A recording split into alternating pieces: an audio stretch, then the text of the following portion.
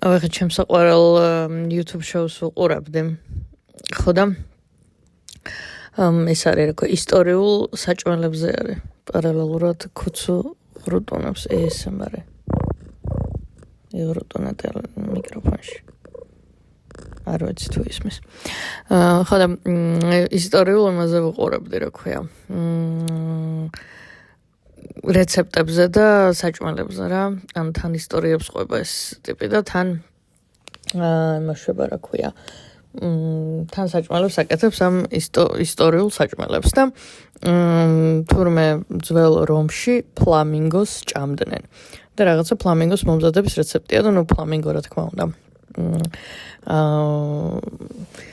ვერც იშოვა და არც იშოვა და გააკეთა იხვით.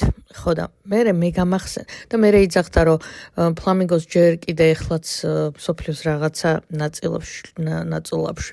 ნაწილებში ჭამენო.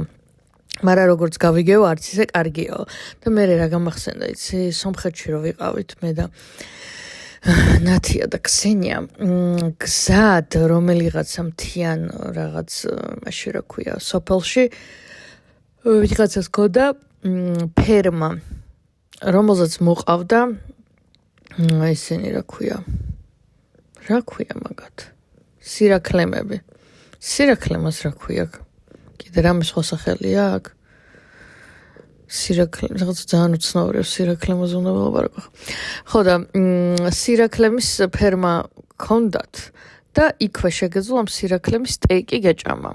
ხო და როგორც კულინარულად ცნობის მოყვრა ადამიანებმა შევუკვეთეთ ეს სირაქლემას სტეიკი. ალბათ დისკლეიმერი უნდა გამაკეთებინა რომ ვეგეტარიანელებისთვის და ვეგანებისთვის trigger warning-ი არის ეს რა ქვია. ხმოვანი შეტყობინება, მაგრამ ნუ ბოტიში ბარბისთვის წერდი, ამიტომ რაღაცნაირად გადამავიწყდა, მაგრამ ნუ მოკლედ ამის იქით აღარ უსმინოთ. ხო და შევუკვეთეთ ეს რა ქვია სირაქლემას სტეიკი. და ანუ ჭამეთ, იმიტომ რომ ფული იყო გადახდილი. ძალიან 90-იანების განაცხადია, მაგრამ ეხლა რომ ვიხსენებ, ანუ როცა სხვა უკვე ესეთი მეინსტრიმული ხორცის სახეობები არსებობს, არ ვიცი რა საჭირო არის, ანუ სირაქლემის ჭამა რა. რაღაცნაირად თან ჭამდი და თან სევდიანი ვიყავი, რომ ამას ვჭამდი, მაგრამ თან ჭამდი, იმიტომ რომ რაღაც ნუ მეთქი თან მშიო და თან ეს იყო რა ქვია, ფული იყო გადახდილი და თან მინდოდა რომ მაინც მივხვდარიყავი რა არის ესეთი მნიშვნელოვანი კი არა და აი რატომ უნდა გინდოდეს სირაქლემას ჭამა. და ვერ აღმოვაჩინა რაღაცნაირი მისი საქონლის ხორცის უფრო მშრალი და მაგარი ვერსია.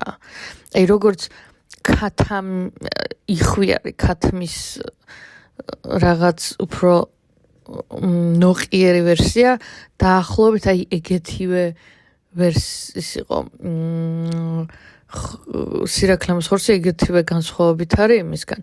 ან აი დაჟე იხვის უფრო საქონლური ვერსია, აი არ ვიცი მე სხვანაირად როგორ ახსნა, მაგრამ ყოველ შემთხვევაში აბსოლუტურად არ არის საჭირო. და ანუ ვერ ვიტყვი რომ რაღაცა ისეთია, რომ აი ხა ამის გარეშე აი შეიძლება მიჩვევაზე არის, მაგრამ მიჩვევაც არ ვიცი ხა აი რამდენი სირაქლემა კი არსებობს კი არა და აი ნუ რა ვიცი მისი ძროხები მაგალითად გასაგებია ინდოეთში overpopulation-ია და იქ რაღაც ხო და მათთვის ეს არის რა ქვია რა ქვია მაგას ღვთაებრივი ცხოველია და შესაბამისად იქიდან უწევთ მერე მოშორება რაღაცა მახსოვს რომ ანუ ინდური ძროხები გაყინული ხორცი ჩამოდიოდა საქართველოში. შეიძლება სადაც სხვაგან მივიდერ, ცოტა ღვინოს მოუწრუპე და არა ვარ თლად ბოლომდე ადეკვატური.